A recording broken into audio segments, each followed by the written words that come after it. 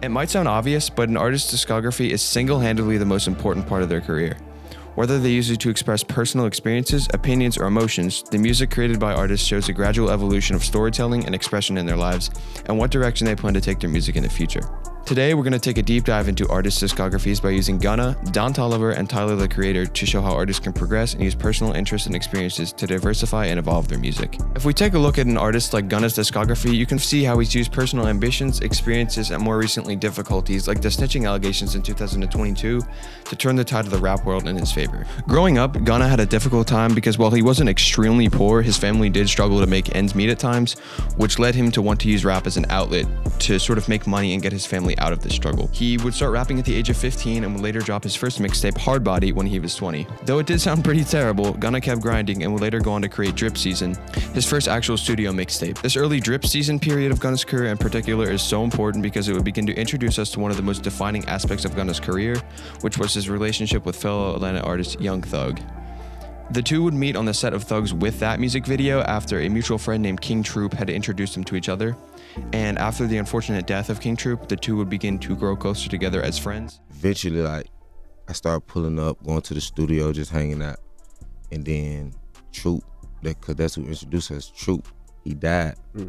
And when he died, he kind of just brought me in, like man, don't even go back on that side right now, you know what I'm saying? And we just built from there. After that, Young Thug would propel Gunna into the mainstream after his now famous feature on Floyd Mayweather, where he achieved his first song with millions of streams, which would expose him to a wider audience beyond Atlanta. Thug would go on to mentor Gunna and act as a sort of father figure in the music industry who gave him personal advice that helped him advance his music. As Thug had been in the game longer, this would lead Gunna to later go on to title Thug as the best rapper alive during an interview, where he basically said that Gunna was pioneering things and was doing things that no other rapper had done at the time. This would really only be the beginning though, as back in 2016 when he dropped his debut studio mixtape Drip Season, we were just beginning to see the rise of Gunna. Drip Season mainly dealt with Gunna's experience with street life and his aspiration to live a more lavish life, and took inspiration from Thug's sound. Tracks like Rockstar Status and Cop Me a Foreign, which featured Thug, actually brought these ambitions to light and showed the inspiration Gunna had took from Thug, with quick and aggressive bars and catchy hooks. It's pretty safe to assume that this project was mainly used as a tool for Gunna to find his sound, but compared to now, this record was much less polished and even sounded tinny at times, leading to a much less professional and smooth sounding album. This does make a lot of sense though, as every artist's first project is usually going to sound less put together than their later work, as they're just pretty much getting started and are testing the waters with their music. Also, if you're enjoying the video so far, make sure to hit that like and subscribe button so I can continue to make these type of videos for you guys and to help the channel grow. His next two projects, Drip Season 2 and 3, would show areas of growth on certain tracks and continue to showcase Gunna's flow, all while still keeping elements of that Young Thug sound act. While Drip Season 2 already had some clever diversification for beats, Drip Season 3 was really where Gunna exploded in terms of numbers, where he would get tens of millions of streams on songs like OOK and Top Off, which were some of the more notable tracks. In the midst of this, Gunna also dropped Drip or Drown, which was a small 7-track album that included the song Drip or Drown, which would end up being one of his first biggest hits, racking up close to 300 million streams today. These first three albums helped Gunna further discover his sound and push him further into the mainstream, and even showed him collaborating with even more Atlanta artists like Lil Baby and Yachty. Along with this, the content of the albums of which he spoke on were also shifted, with it switching more to him talking about keeping on his grind and staying on top of his game. Man, stay humble. Stay humble, man. With everything that come, I always stick to it. Man, stay humble. I ain't stopping. I kept dropping. Ever since I started Drip Season 1, I kept going. Singles, videos. I'm still going. With songs like Drip or Drown and Money Don't Change You strengthening this. Not only were both of these albums an improvement over the original Drip Season, but they even include some songs that fans still consider some of his best. Overall, these three albums served as a major turning point in his career as we saw him strengthen his flow, improve production, and begin to collaborate with bigger artists, cementing him as one of Atlanta's hottest artists. His next project, Drip Harder with Lil Baby, would prove that Gunna is capable of achieving massive numbers and pushed him to the top of global charts for the first time. On October 5th, 2018, the two would drop the project, which included the song Drip Too Hard, which, little did they know at the time, would be a smash hit, racking up 1.4 billion streams today. This song would solidify Gunna and Lil Baby as hitmakers and prove, at least for the time being, that they were an unstoppable duo that was on top of the rap world. Not only was the song a worldwide sensation, but this also had proved to Gunna that the dreams he was aiming for as a teenager had actually come true, and that he had evolved both musically and personally since those original Drip Season days. Drip or Drown 2, his first studio album, was really where we heard Gunna begin to perfect his own sound and break off from that Thug-inspired sound that had been on his last projects. All across the album, we saw him flow on different types of beats, ranging from a Japanese guzheng on Who You Foolin' to a wavy bell type beat on Baby Birkin.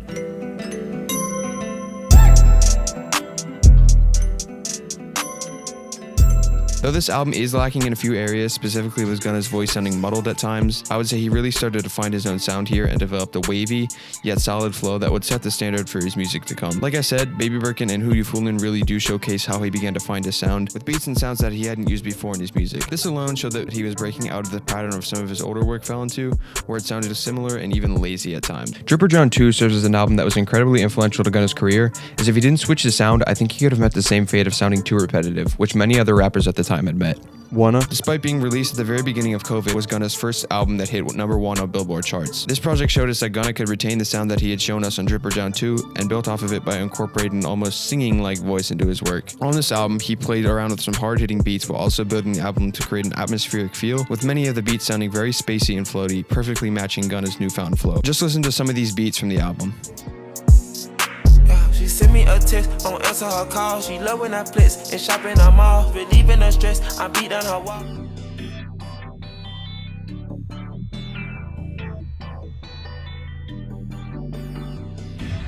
In addition to the music being atmospheric, the art and story behind this album played into this, with it being centered around Gunna's alter ego called Wanna and his astrology sign, which is supposed to be why these songs sound so different than his previous albums, along with the fact that he had recorded all of this music in Jamaica, which was a sort of foreign area that allowed for more creative beats, something that we hadn't heard in Gunna's career before. Most people consider this to be Gunna's best album because vocally he really found one of his sweet spots, as a lot of the beats complement his voice, which fit perfectly together to create an experience while listening to the album. Following Wanna was DS Forever, the final installment of the Drip Season series. This was really a project that gave Gunna fans what they had wanted and come to expect from him as a rapper, while also starting to see him experimenting with blending R&B into his music, which we would see a lot of in his new music and his new era, as the album includes tracks that would serve as a basis for some of his later work. Though the first half of the album is mostly what we had come to expect from Gunna, like hard-hitting 808 beats and hyped up lyrics. Damn, seeing stars, me and Money Mob, running that coupe, yeah, the pin pushed up. Fresh and I'm blessed, that's why I'm the drill gut. Emeralds, green diamonds, gators, they slimy. Call clear code and polish.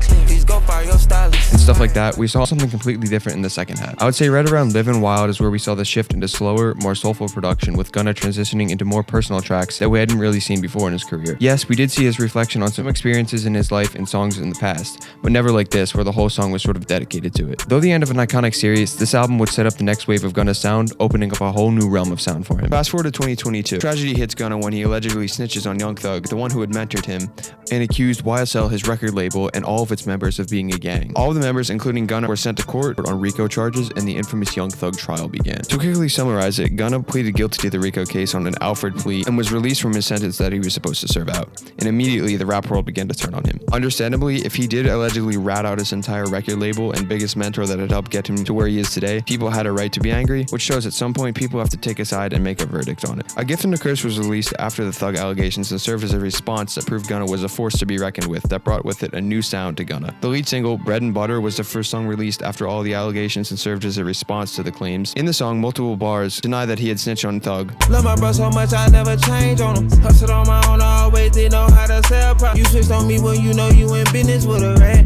And the boy that's like your brother, ain't nobody speak on that. You wouldn't even believe, I ain't have to watch my back.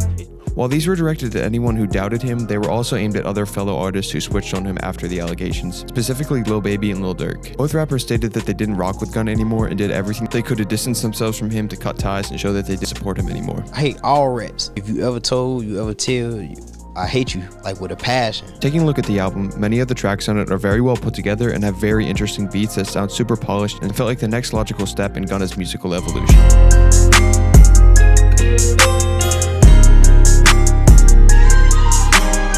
If you don't fuck with me, don't do what I do. Think he the one, but he really the two. Yeah. And I'm right back on Rodeo. Still got some boys on the payroll.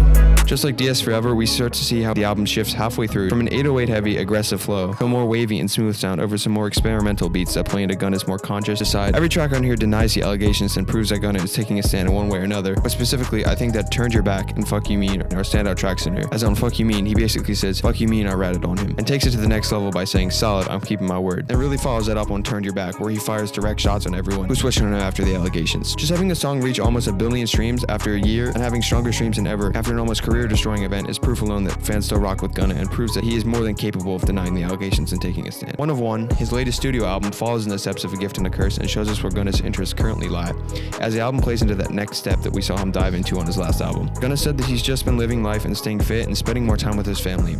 Family means everything to me because it starts with family, before friends.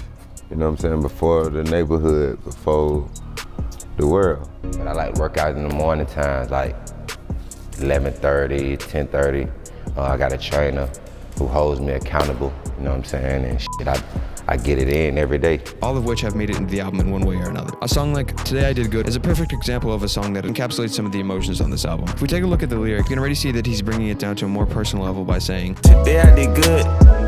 I ain't been eating no bullshit. In fitness, I wake up, I feel fit. Along with this, he briefly speaks on the allegations on the intro track, saying, My wrist having glasses stainless.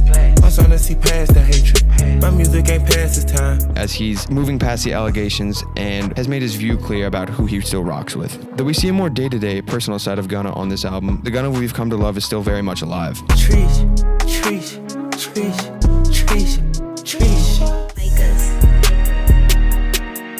Yeah, what's happening? They send a wire through the WhatsApp. Hope ain't nobody to cuss at. Shit change, but it still get pushed back. I drop me, these little nigga push back. He sort of returns to his roots with many of the tracks being centered around cars, clothes, and women, which is Gunna's bread and butter. Along the same lines of returning to his roots, he's made his slow return to Atlanta after the snitching allegations, and even dedicated a song to his return called Back in the Air, which is a track walking us through his life now compared to his life growing up in Atlanta. His return, despite what you might think, actually seems to be going great for him. Just take a look at his sold-out show.